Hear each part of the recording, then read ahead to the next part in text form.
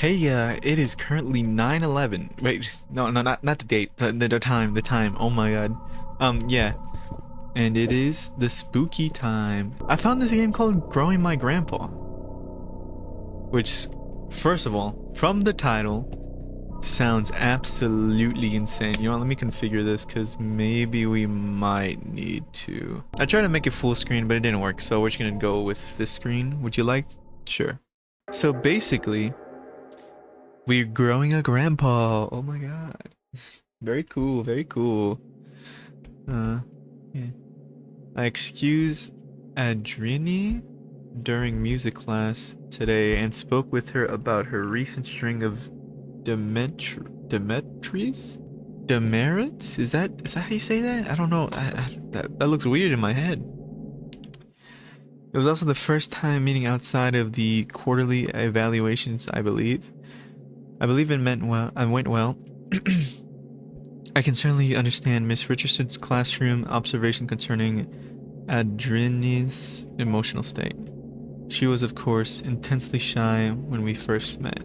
As I understand, she is similarly withdrawn in her classroom activities and only speaks or acts when she absolutely must. Some things she simply will not do. Instead of participating in mandatory group activities, she will sit alone and accept that she will receive a demerit. Demerit?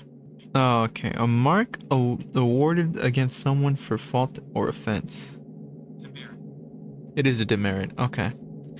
Kind of like me. Kind of like me back in the day. I was very shy. I guess I still am. Before the meeting, I read Mrs. Richardson's parent-teacher report, which allowed me to estimate some about Adrinian. I don't know. I'm just call her Adri. Home life. The parents are well educated and come from a prestigious background, but they lack time to properly nurture Adri. She is often alone, and when she's not, the parents seem not to understand the importance of warmth and affirmation when dealing with someone so young. Oh my god, that's just me. That's actually just me. What the heck? Having two parents of this reserved and icy temperament exacts an inhib in a child. I can't even say that word. The child's imagination is subdued, but only ostensibly, for it eventually finds its way into regular life. I surmised that I would be able to reach out to Adri by way of make-believe. Holy moly. The words said here are way too big for me. Hello, little child. Ew, you are one ugly child, by the way. How are you liking your new house? You've told me you used to live close by, but it still can be big adjustment. A new room, a new school. The basement, I like that. The basement? Yeah, well, there's a lot of cool stuff. Mom and Dad sent me down there. Your mom and dad made you go? Yeah, but there's a lot of cool stuff. Well, that's not why they sent me down there, though. Why did you send you down you there?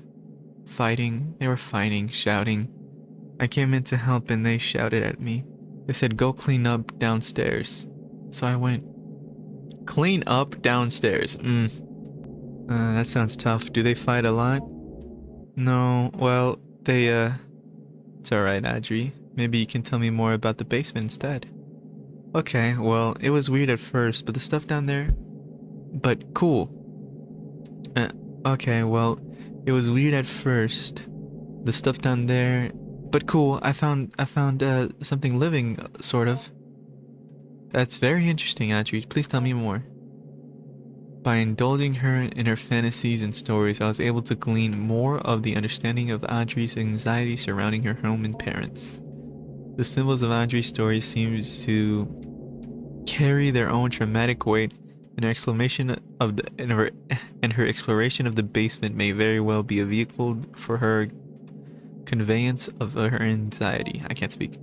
Whatever might come of our next meeting, whether she will engage in similar make-believe, I will set down her story here. Adri's story begins with her delving into the basement with a trash receptacle and the goal of cleaning up. You could have just said a trash can. Come on. She discovered one of the walls was covered in plastic bags. She went to investigate intent on tearing away whatever they covered.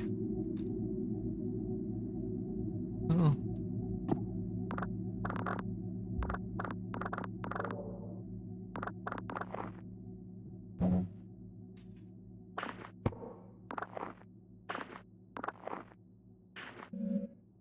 Upon removing the plastic trash bags from the wall, she noticed their interior lining was covered in glass. Like a window? I offered. No, she said, like a mirror, reflecting inwards towards the animal they covered. I gently asked her what exactly this animal was. Here's where the material reality of the story took a turn from explicitly fantastical and imaginary. Upon her discovery of it, at her gaze, it grew or extended. Its shaggy-haired self, hair like a fur of a dog, I offered. No, she said. Not the fur of a dog, nor the hair of her head. It grew out towards her, the animal's hair reaching out. It was hard, standing almost straight, like the hair on a brush. A bristle, I offered. Yes, she said. Alright, so a lot of parental issues at home, and also there's like a demon in the basement or something. What the heck? She was afraid at first, but then curious. I asked her what else she was in the room, more things hidden away. She said things of Grandpa's as well. Oh, okay. R.I.P. to the Grandpa. First, she found a hidden passage under the stairs. Inside were strange dolls, magic objects, naked, faceless figures. I heard that cryptic utterances and merely nodded. In order to keep the game of make-believe going, I only pressed for details where I thought was necessary. The faceless dolls could be simple metaphor for anonymity she feels in her own home. The hidden passage, I am unsure what to make of that. Probably that there's a hidden passage. I don't know, like, what do you mean? The revealing of the concealed seems to be thematic in her fantasy, the door under the stairs, but one example. The darkness of the shadowy corner unnerves you. You cannot explore without some form of light. This is a cool kind of thing. I don't know how to describe it. It's just cool. It's just cool. It's very simple, but kind of cool to me. There's nothing here. It's just a trash pile. What is this?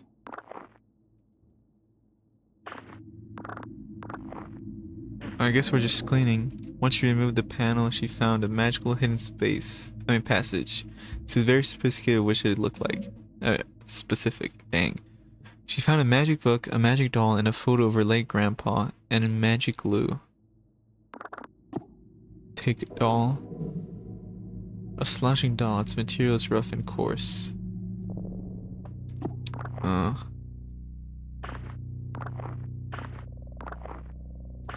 Weird. Oh, glue. Time to sniff it.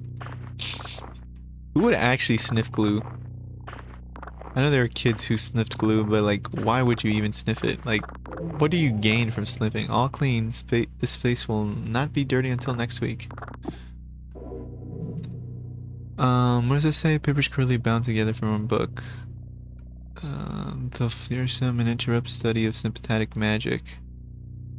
Okay. Photo of the grandfather. On the reverse side of the photograph, there's more text. Good luck with your trip and Urla, stay warm. And then all-purpose glue. Wow, I love glue. I interrupted to ask what she did with those magical, mysterious materials. Grow Grandpa, she explained plainly, and then without missing a beat, she continued with her story. Feeling this was a potent symbol, I stopped her again to ask what she meant. Somewhat puzzled, I did not understand immediately. She explained slowly. Grandpa lives in the cage in the other room, cage behind the door. They grew people in the cage. That is so horrifying for a kid to say. I don't know. It sounds like scary. I don't know how to describe it. It sounds like a child shouldn't be saying that kind of stuff. I don't know. Something is off. Hit game? Off? Oh my god. Something's off about I don't know. I guess duh, there's always something off, but you know what I mean? I have repeatedly called your homes to no avail, and so I am forced to leave this here for you all. I found William sitting in the corner of the enclosure area, seemingly severely concussed. Whiskers was gone, in none of its usual hiding places. I immediately suspected the worst. The project thus must be suspended for now. I am leaving it up to the usual mirrored coverings we use to keep the arthropodic void sealed. I have done my best to lock up everything on short notice. It is hastily fixed, but it will require some time to find a more permanent remedy. I am honestly hoping you do not find this note, as I intend to lock the house down too. I intend to race off to you to retrieve your lockbox keys. Don't worry about William's key. It and the rest of his equipment is mostly certainly deep within Whiskers now. What do you mean by that? I pray you do not enter this room. No matter how may it appear, William cannot be helped and is only being kept alive as a means of continued predation on the rest of us.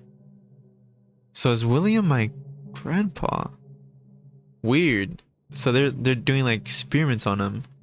I'll say once again, no matter what state you may encounter William in, he cannot be helped. I have sympathy for the young man. Oh, never mind.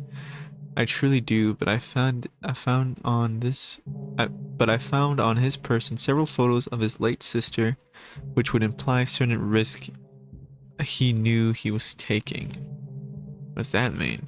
Our extant research materials have now become possible liabilities, either criminal or professional in nature, so I have stashed them away.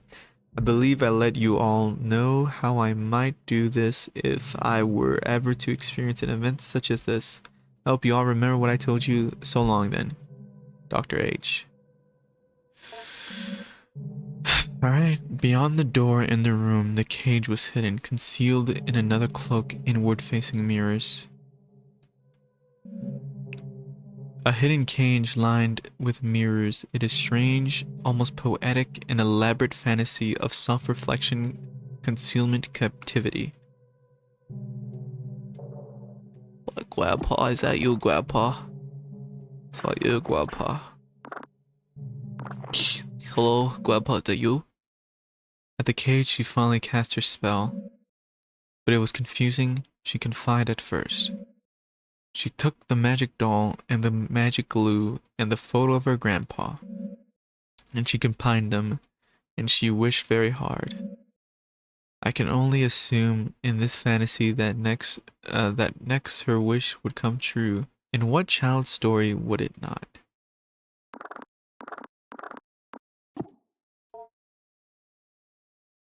Genetic human figure. Particular human representation. I guess this. Grandpa. Doll. This is really sad, but holy, a tangible symbol of intention and desire. She put Grandpa in the cage, assuming that was the worst. She put Grandpa in the cage, assuming that was part of the ritual. She was not clear on how it worked. What precise instructions she could glean from her grandfather's magic book was complicated by her reading comprehension. Just like me, for real. She wished with all her heart, and then she told me she waited a while for anything to happen, and after that time, she began to cry. I cried really hard, she said. I wanted Grandpa to be back. I wanted my parents to stop being so mean. Oh. And it hurt me. It hurt me wish for Grandpa to come back, for my parents to be different. I could feel it through the walls, and I felt it, and I felt me through the air. And it felt me through the air. I asked her what exactly she meant. She could not repeat what she said. By this time, lunch was almost over. I said goodbye to Adri, and and she left to rejoin her class. I was left to consider our conversation. I believe the storytelling strategy I have employed was not unfruitful, but I must probe deeper if I can. Honestly, if I heard that from a kid, I'd be like, we're sending the police over there. Because that sounds like you have someone kidnapped downstairs, and that should be investigated. And maybe you should be in like child protective services as well. I'll adopt you. Ben. Although I can be sure of nothing, I interpret the impressions I get may begin to help me get an idea of the right question to ask. Knowledge you acquired this week has given you access to certain topics or keywords you can discuss with Grandpa. Wish. Okay. You also have gained the following keyword. Shell. Alright, this game is very interesting. I'm digging this heavily. Holy. I met again with Audrey in order to address her emotional outburst in the past few weeks. It is our second time meeting, and while it is a standard practice to have multiple sessions with a troubled student, as I assembled a report for the counseling department, I could not help but think as we sat down in my office that Audrey already seemed to show a remarkable change in self-esteem and confidence, and perhaps my and Mrs. Richardson's assessmentation of her as emotionally disturbed was erroneous. The paralyzing shyness and withdrawal attitude Audrey possessed last week was not entirely diminished, but she seemed to hold herself differently this week. However, this only lasted as long as our conversation pertained to initial introductory pleasantries. Oh my god, I was trying to say that in all a burst, and then I ran out of breath. When I began once again asking about her parents, her feelings regarding her new school and her new home, she quickly lost what new confidence she had gathered up and withdrew again into herself. So once again, I partook in some collaborative make-believe, but this time I was aided by the fact that I had managed to do some research into Audrey's grandfather and had some insight into what she might actually be finding in the basement. Now, this may be overstepping my bounds some as a school counseling caseworker, but this was all in the service of making Audrey comfortable and happy learning in this learning environment. In any case, I was able to dig up info regarding the grandfather by inquiring at the university in town. Not that I make it a habit of sleuthing, but I had a suspicion that the grandfather was a professor there, or at least some sort of researcher, due to the fact that the newly constructed laboratory on campus I drive by every day bears his name in memorial. He was some sort of anthropologist, or linguist, or neuroscientist. I did not have to dig that deep before the scope of his work became dizzying, and I ran against the limits of my ungraduated education. But back to the make-believe. What was your grandpa like? Is he a smart man? Not anymore, but I'm teaching him. So he's grown a good deal then. You have been feeding him well? Yeah, he's getting bigger, but he has a lot of room in his cage. He's still behind the bars? Yeah, well, he might be able to climb out eventually. There's this vent in the ceiling. Well, perhaps if he climbs out, I can meet him someday. Yeah, maybe. But he's not ready to leave. He can't take care of himself. I have to feed him, pick up after him. Ah, you store the food in your lunchbox? That's nice of you to share. He can almost talk. You cannot speak with him? He doesn't have a mouth, sort of. But how do you feed him? He has a mouth on the outside on his shell, and or the stuff that is his skin. I'm a little confused. Maybe you can go through the typical day with your grandpa? Okay. I asked her to explain how exactly she goes about growing her grandpa, and Audrey began another tale. According to Audrey, In the week that had passed, much had changed in the basement. Ah, you should go see Grandpa first. How about you see these nuts first, huh? How about that? Okay, examine, I guess. A hairy thing that was here before is gone. Oh, there was a lot of studies here. Oh, I didn't get to read it. No. No. The sample exposure to some neural activity is unavoidable. However, the speed at which the serious yield is produced by dampened by several precautions regarding libidinal and emotional urges. Keep conversation not related to lab work to a minimum. If you begin to suspect you are developing attachments to the colleagues, contact as soon as possible. Ritual behavior with a sample trading bargaining will result in dismissal from this project. The precise mechanism of the exchange of symbols and gifts required for requested serious yield is not known, and even anecdotal accounts of success are illegible and in violent death. Holy, okay. So basically, don't get attached to the creature. Don't feed it. Don't do anything with it. Just examine it. Keep it in an enclosed area because it could murder you. Basically what it's saying. Holy, I whistled by accident. Regarding growth cycles, every time Whiskers regenerates and leaves dormancy, it is to be logged as a new propagation. The sample's bodily existence cannot be illegible, i.e., a part cannot be cut from the whole. So there can be one living propagation. Propagations are to be terminated after 5 weeks. Any further development puts us at risk. Termination procedures will be posted by followed with extreme care. With all of that out of the way, I want to welcome you to the project. I look forward to working with you. Okay. Alright. Grandpa, is that you? Grandpa. It was scary at first, she said. The way he moved, the way the doll's skin covered him. I wanted to interact with this, somehow seemed inappropriate, but I kept listening. When I look at him, she continued, when I was thinking about him, he grows and moves. It's like he's growing for me. So he's growing bigger now? I asked. Yes, she said, bigger every day. Holy, that kind of gave me chills. I don't know, that is good. This is such a good game. Oh my god. I'm so into it. This begins the actual growing part of growing your grandpa. Beneath the doll's burlap skin, the follicles knit together what resembles a proper version. Your grandpa.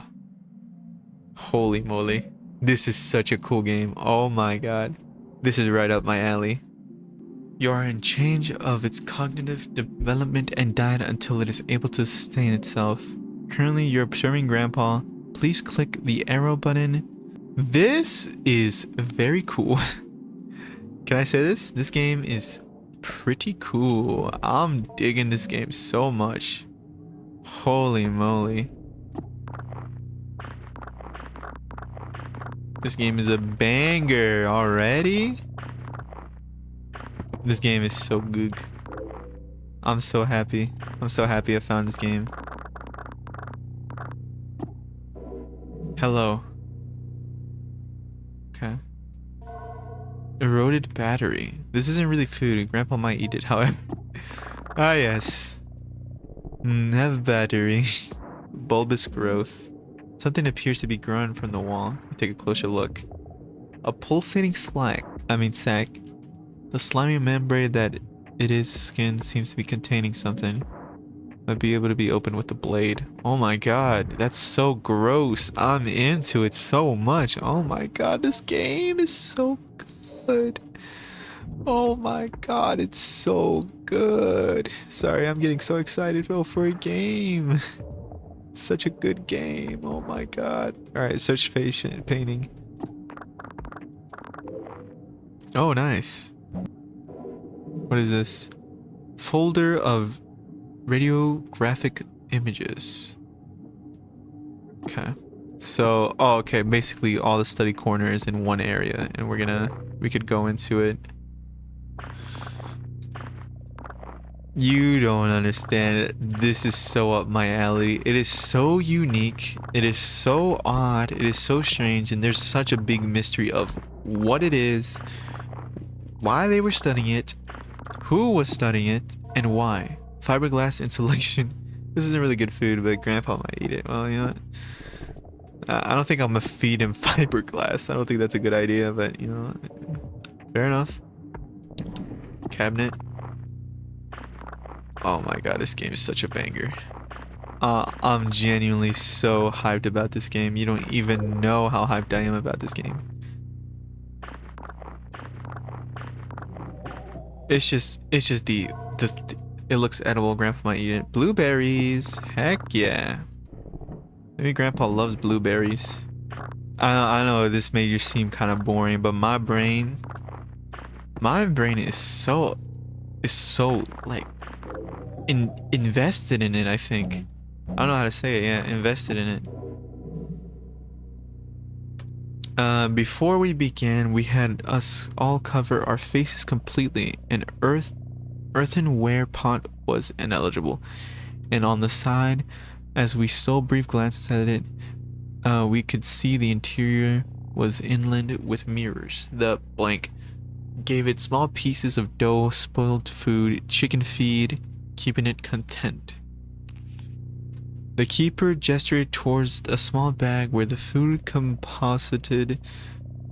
The keeper gestured towards the small bag where the food composted and told us to be careful not to feed it any meat. Asked if the rotting food was enough to sustain it, how it might get nutrients from any of this. The keeper regarded me seriously and said it didn't matter what it was fed, the act of feeding itself was what mattered. The act of feeding flesh is another act, however. He then gave me another series of grave warnings regarding not keeping any animal-derived foods near it where I might be keeping it, I mean. That, oh my god, this game. I love this game. Okay, we need a key for this. Holy schmoly, I'm feeling really cool. I guess we examine trash file. So it eats pretty much anything, but don't give it meat. Which, fair enough. I was thinking giving it meat would be kind of crazy. I don't know, I feel like it would be hungry for meat and it would slowly become kind of evil in a way. A doll used to make magic symbols. Okay. Oh, you can't check that. Alright. Let's save the game again. And let's go to the kitchen. Meso, get out of the way, bro. Let me go offline so we don't see messages. I guess we could look over the documents. Okay, we got magic book. Wait, did we read this? I think we did, right? Did we read this? I think we did. I don't remember. If we didn't, then sorry. Oh, here's one of them. For the sake of university policy and the health of any future career, I hope that you have abided by the non-disclosure contract you have signed. Do not break the anthroponic vacuum without my prior consultation and approval. Any anthroponic forms brought into the occlusion area must not be left unattended. When in dormancy, the sample will attempt to take the arthropod shells. Please see shell notes for more of that. Okay. And we got hello, we got radiographs, paper doll, and what are the radiographs? Did we see this before? I know we could see some stuff, but I wonder what else we could see. Educational posters? Okay. Okay, cool. Then we could look in the file cabinets for more lore, I'm guessing. What is this? Cashews? Oh, I love cashews. I literally ate some not that long ago. I might even eat some right now. Should I get some cashews? Nah. It was said to pass from one family to steppe people to another, but pressed on its ultimate origin. Somewhere to the south, coiled in a bowl covered in incantations, buried upside down by a graveyard, a common late antiquity demon trap. The keeper, an elderly man, is failing health, was ready to expound on and on about the dangers of the organism, but when I asked more pointed questions about the history of the acquisition, I was given curt responses that had a way of circling back to vague warnings. So we shouldn't be even messing with this thing, but here we are. Because my mom keeps fighting with my dad, and my dad keeps fighting with my mom. I know, Dad. That was a horrible Bobby. Holy. Well, Hank and what's his face? Peggy didn't really, Grandpa. Didn't really fight that much. I mean, they did, but like, not a lot. Their relationship is very wholesome. Even though Hank is very hard, with trying to, I guess, speak to people, trying to show his emotion. He has a hard time doing it. Because of his, father, for those who don't know. And I think that's wholesome. And I like that. You remove tape from the factory real cabinet's wooden door. Ooh, hoo, hoo, hoo. Okay. Research participants, please take note. Each growth from a cycle does not require a shell, but you may find a sample will often try to seize on something somewhat flexible it can grow into, along with any deciduous yield it may generate. Or else it will move from one shell to the next as it outgrows them. Interesting. So it is kind of like a big snail monster. In the small amount of time I have spent with it in preparation, I have noticed it tends towards human forms. However, we should keep a tight lid on the anthropodic seal in order to be cautious before we begin to experiment with exposing it long-term to anthropoid stimuli. I can't even say that word. I said it like different a million times. To my colleagues, I don't mean to be overly severe in tone, but Dr. Hart's work is very important and the material we are working with is potentially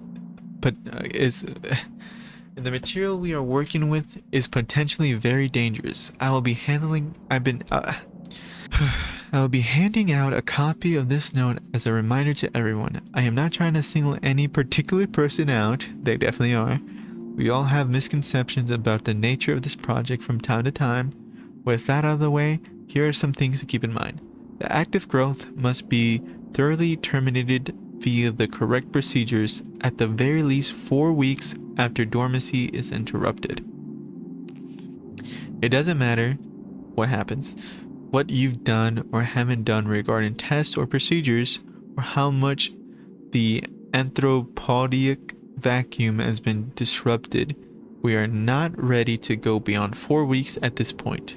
A step-by-step guide to termination has been posted by the enclosure wall. Please do not place the educational posters over this posting. Do not disturb the anthropodic vacuum without Dr. Hart's prior consultation and approval. In case of any emergency where the vacuum is disrupted, put on your equipment and begin the lockdown procedure, making an extensive note of when and how the breach occurred. If you find a habitat empty, page Dr. Hart immediately, but do not attempt to speak with anyone else. This thing can get very smart. I'm sure you are well aware from the stories we heard on our acquisition trip. The greatest caution should be used when dealing with potential aggressive mimicry scenario. Please seek me out if you have any more questions. Holy. Biohazard bin. I don't think I want to talk about that medical imaging device. Which you found. Oh, interesting. Oh, shoot. Trigger results with regard to mimic hypothesis. A participant entered the sealed chamber adjacent to Whiskers, which had been freed from vacuum. Constructed quite economically from plastic and broken mirrors, the first propagation's original earthware vacuum was shattered during the move-in. Between the two there was a semi-opaque glass panel that allowed observation both ways. The human participant was asked to think of someone in the popular conscious, fictional or no, and the cognitive, and to cognitate on their image, personality, face if possible, voice if possible, etc. Our participant chose Jesus of Nazareth. Oh my god. And with weekly repeated exposures to the participant imagining propaganda, number 21 began forming what resembled an anthropoid Nazarene in the fold of its spines. That is horrifying. Previous human-oriented tests have always bore out result that Whiskers would form an anthropoid team member, be it me or Dr. Hart or Gerald, and we assumed it was merely mimicking one of us. Dr. Hart has always contended the serious yield or the anthropoid reproduction Whiskers creates when in contact with human beings has always been based on the conception and relation to the person through someone else. The idea of him trying to become Jesus is so scary because how would it know what Jesus looked like? That is scary to think. It's almost like it existed for so long. I don't know. It's almost Lovecraftian in a way. Oh my god. With this framework, the serious yield is not actually a replica of a person, or if it is only a replica of the fiction of a person generated in the mind of another.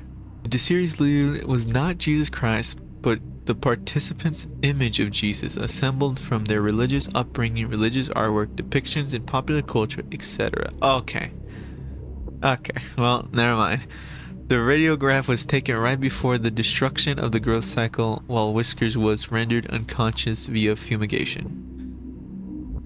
It seems like with every successive propagation, the stem cells in the organism work a little faster, but I'm not paranoid. It's technically deathless, yes, but we're burning up whatever knowledge it's gained when we incinerate it. I don't believe in magic just yet. This kind of reminds me of, like, I guess Lovecraftian, Shin Godzilla, and what else? Something else. Shin Godzilla mainly because of, that is actually kind of scary, mainly because of the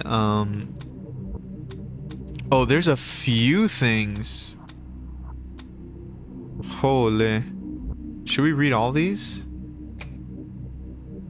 We have taken to calling it Whiskers, though of course some have interpreted it as hairs or needles or quills, but Whiskers is more accurate, as the needles are really more like suprasensory follicles or spines. Okay. The nerve nets distributed throughout the morphology of these spines resemble those of a genus Hydra, but have maline sheaths that functionally the same as vertebrae. As we can see in the X-ray, each spine is laden with dense optical arrangements similar to the compound of eyes. Okay, that's weird. The Hydra connection is assuredly worth investigating with regard to the organism's capacity for regeneration and anecdotal deathlessnesses. I can't even say that. It is certain is a robust enough creature to inspire a marvel that is untinged with fear. That is not untinged with fear. Exposure to mammalian forms, part of the series of zoomorphic influences, led to further understanding of the propagation's ability to simulate somatic stem cells that constitute fully developed animals. I can't even speak fully. I write simulate in previous statement because examining the tissue of each propagation leads me to believe its amazing capacity for accelerated growth of vastly different forms comes from cell level mutability. So this thing doesn't perfectly form it, but it could copy it extremely well, I think. And yet at no time does it function as the thing it becomes, except in the sense that it mimics it. Yeah, okay, kind of like what I was saying. That is to say, when Whiskers is removed from dormancy and replicates a rabbit's morphology, it is not seeing from the rabbit's eyes nor smelling from the rabbit's nose, but pretending that it does and doing a very good job of it. So it's a very high class mimic. That's pretty sick. That's pretty sick. The radiograph was taken at around the growth cycle number 4. The strange thing about it was that the subject of the image was found nowhere near the enclosure. It's almost like a piece of Whiskers fell off and scurried into the corner. Oh shoot. I feel like we've learned a lot since then, but at the time I remember speaking about morphology being weird, not really even resembling any extant zoomorphic structure besides maybe a cuttlefish. Then I happened to open the thing up. Inside were these little dead amoeba-like things, but they all sort of looked like they had faces that were just barely there. After I took the radiograph, I gathered it up and went to go through the biohazard bin. As I walked by the bars of the enclosure, I could hear Whiskers suddenly going wild, flopping around and grunting excitedly. Could I have smelled the cuttlefish thing? Would it eat its own production? I guess it's technically flesh. This is beyond the scope of the project, but it could be that without the stimulus of an active brain, or more specifically a healthy and active brain capable of face recognition and theory of mind, Whiskers began to pull whatever it can from the limited data available to it. Again, this is not our focus at this time, but I left a note for Dr. Hart just in case he wanted to take a look at it.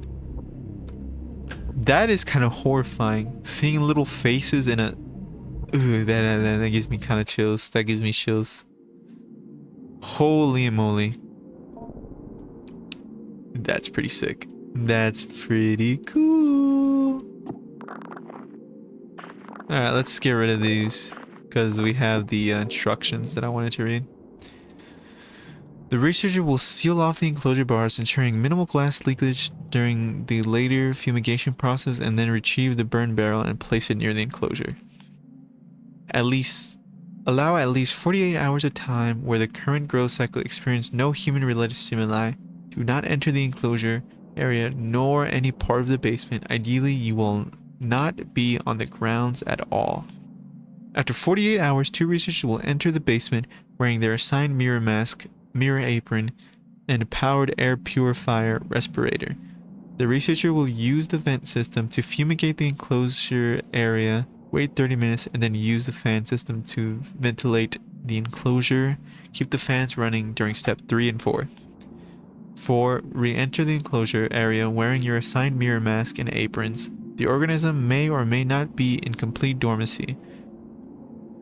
If it is not in full dormancy, be assured that its capacity to act against you will be greatly diminished. With your assigned powered drills, quickly remove any enclosure bars needed to access the organism. Put them aside for later reinstallation. Put the organism into the burn barrel, incinerate the organism thoroughly, wait for any smoke to be properly cleared by the fan system. Turn off the fans. One researcher will retrieve the nucleus from the ash and place it in the mirror box. The other researcher will shift through the ash and place any other substantial remains in the biohazard bin in the room outside of the enclosure area. The bin is locked for safety purposes. The code is 323245. The researchers will fill out determination form and leave it for Dr. Hart. I feel like I'm gonna need that, so I'm gonna take a picture of that. Holy moly. So there's a lot of lore here. First of all, this grandpa that we have is not really a grandpa. It's a man. Truly is a man. It is a mimic man. Oh, I can't interact with it. I thought we were gonna use that for that, but no, it doesn't seem like it. Let's go to the kitchen then. Search for the upper fridge. What is this? Lettuce. It looks edible. I love me some lettuce. And then look for the lower fridge. A banana. Grandpa loves banana. Alright, prepare food. Have some banana and... Wait, what? Unappealing item. Battery, I guess? Yummy. Is that all we have? I thought we had blueberries as well. Alright, let's go to Grandpa. Observe. You examine Grandpa, noting its movements, respiration, and general mood. Grandpa seems sort of sluggish and bored. You get the feeling it may be more content and readily cooperative once fed and taught a word or two. Okay. Feed.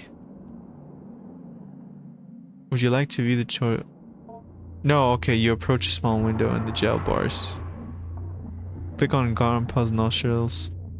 After the Grandpa will entice the smell of Grandpa's mouth to feed it. Alright. Where is it? Where's the food? Grandpa enticed by the smell. Click Grandpa.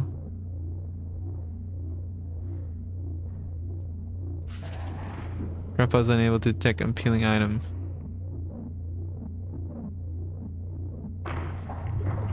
Did you like it? Although quickly consumed, the meal seems to be caused some indigestion. With the sudden lurch, Grandpa empties his stomach on the floor. Counters a pool in front of the cage. Grandpa is enticed by the snow.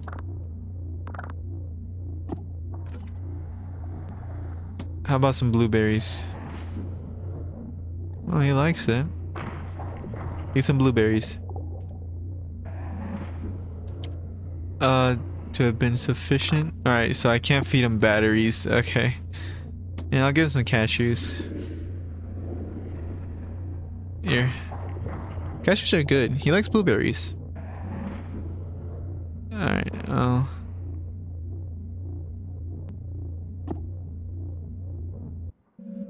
you step away from the window. And Grandpa suddenly slides back to his corner. Too digested. Okay. Now we go to Grandpa again. And we teach him. I'm gonna teach him how to say hello. Yeah, sure. The vocabulary of the word you pick will appear in the top left corner. And the pentagon is divided up into 8 sections. Section of the pentagon will be highlighted briefly. Notification will play as soon as another section is highlighted. So you will control a small round icon that sits above the pentagon using your mouse. The bar is constrained to its limits of the pentagon. The goal is to keep your icon over the highlight area and move it as the area changes sections around the pentagon. You approach a small window in the bars.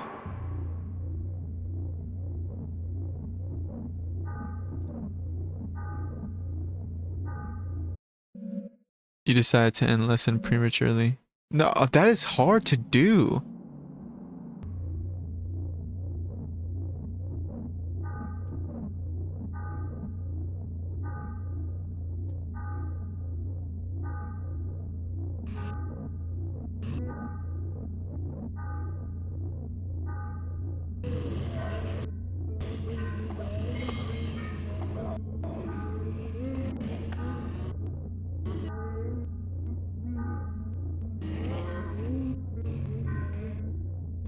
This is so hard. Ew, this is so gross too.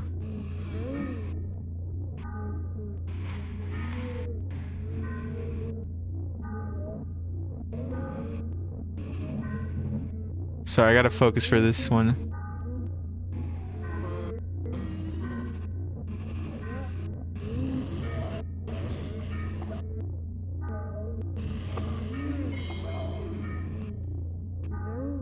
That is horrifying too.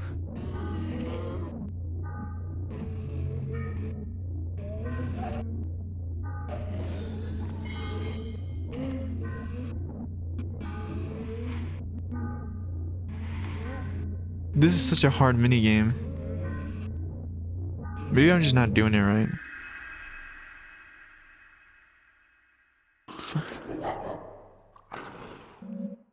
Holy. Having completed the lesson, you take a look at that, get the vocabulary module in the card. It's for the of the past. Hello. Part of vocabulary and vocalization module A2 conversational basics. General pronunciation, comments, sloppy articulation, module comments, see below. We are already encountering some difficulty as Whisker's subjectivity, I can't even say it, is so much determined by the diverse and dynamic array of influences it attempts to mimic the thoughts and desire it passively intercepts, and these imitations go on to structure the basis of its identity. Only later in Whisker's growth cycle does it begin to form an identity or identities that are coherent and capable of resembling a sane, rational human being when engaged in conversation. That is horrifying. One must imagine how hard it would be to converse with someone who is not yet oriented in one particular way towards who or how they are, because they might be 20 different honest answers to those questions, all of them mixed and muddled together. Because of this, we have started with the basics of conversations, greetings, partings, identifying one another, forming questions, etc., etc. It is fortunate Whisker's growth is number 19, I believe, has developed a mostly accurate human mouth simulation. Hello was a bit of a challenge in previous growth as it had failed to develop an adequate organ to act as a human tongue. Holy moly. That is cool. That is so cool. This is such a cool game. Oh my god, this is such a cool game. Sorry, I'm getting obsessed with this game. We're gonna try to finish the task and then we'll see what we can do afterwards. I guess, and then we'll end the video. Recognition of face kicks off. Emotion meaning deep within your psyche. Yeah. I guess it was just a photo. I don't really know. Let's go to Grandpa and let's attempt to communicate. No response. Let's observe. Sorry, I burped. Noting its moods, restoration, general mood. Okay. Teach Grandpa, and let's teach him Grandpa. You approach a small window. Okay.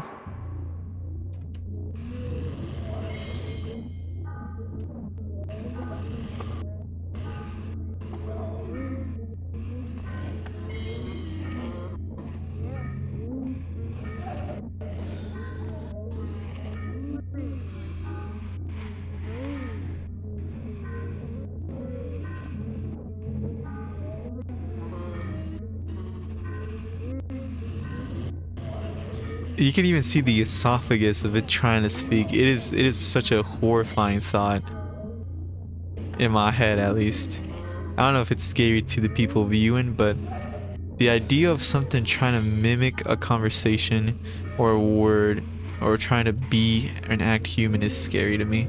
I feel like it's scary for a lot of people, and that's why skinwalkers are so popular. You know what I mean?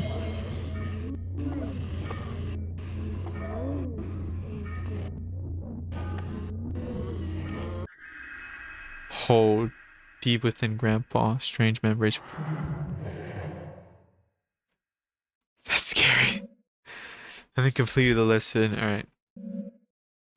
Grandpa, part of vocabulary and vocalization module. Family.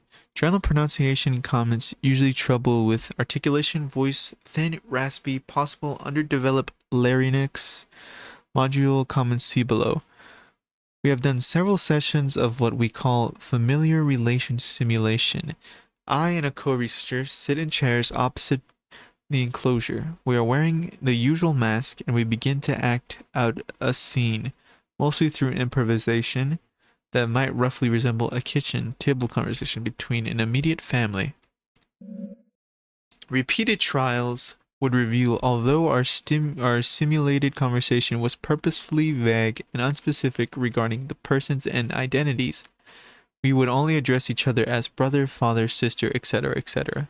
It soon became apparent that encoded information and associates we unconsciously drawn upon when hearing and speaking these words was picked on by Whiskers, and its psi-type field of reception and interpretation of brain/mind events slash somatic content. My co-researcher William noticed this is in a simulation where Whiskers was given a role as a sister and he as a brother. I was the father. Whiskers began responding to certain prompts with unusual specific T as well as general pattern and timbre of speech that continued with unusual consistency. Holy, I cannot read. As soon as the simulation ended and we left the enclosure area, William let me know that Whiskers was almost certainly drawing from encoded memories of his late sister. Oh, that's scary. Let me know exactly what regions and centers of neural activity are intercepted by the psi-type field will take extensive neuroimagining that we do not have at this site. Currently, we only have less precise portable equipment.